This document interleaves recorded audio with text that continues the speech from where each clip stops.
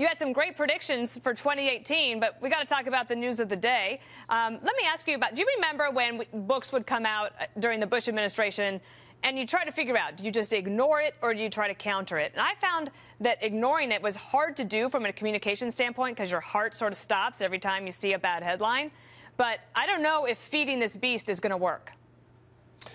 Yeah, look, I think the president's statement was very, very strong yesterday. It's sort of, there was poor Steve Bannon out in the field someplace slogging across the field when all of a sudden a half a dozen aircraft came in and dropped bombs all around him. So I would have left it, like you said earlier, I would have left it by simply saying I think the president's statement speaks for itself and move on. But this White House does have a tendency to punch and punch back and keep punching back, even if it's punching down. And in this instance, they were clearly punching down, particularly after the president's statement last night.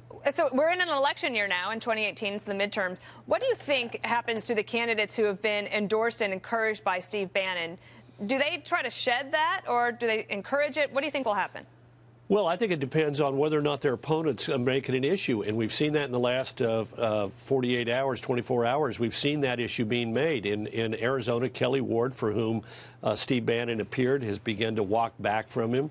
In West Virginia, Congressman Evan Jenkins is pounding his opponent, Attorney General Patrick Morrisey, over the issue. Morrisey's trying to have it both ways.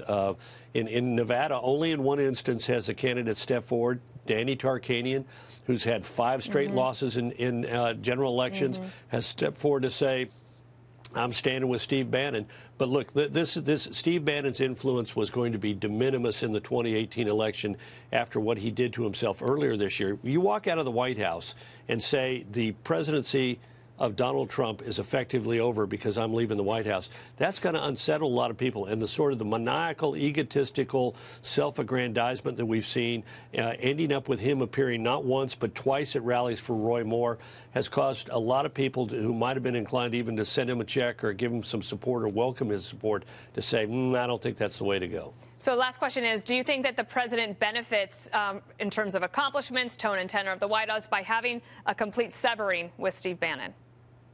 Well, absolutely. Bannon, again, I go back to what he said when he left the White House, which was, I'm leaving the White House, so therefore the Trump presidency is effectively over. This guy has a huge opinion of himself, and people who have a huge opinion of themselves and serve as aides to presidents tend to have really, honestly, poor views of the man that they serve. And so, yeah, I think it is better. He was clearly out there creating problems for the president by taking on the president's allies in primaries and by saying extraordinarily bizarre things. So he has now marginalized himself. He's like that famous photograph of the Vietnam War of the monk who goes out there and pours gasoline on himself and then lights himself on fire. Steve Bannon did that over the last 2 days. Wow, that is quite an image to end on, Karl. Thanks so much. Everybody check out his column today in the Wall Street Journal. Thank you.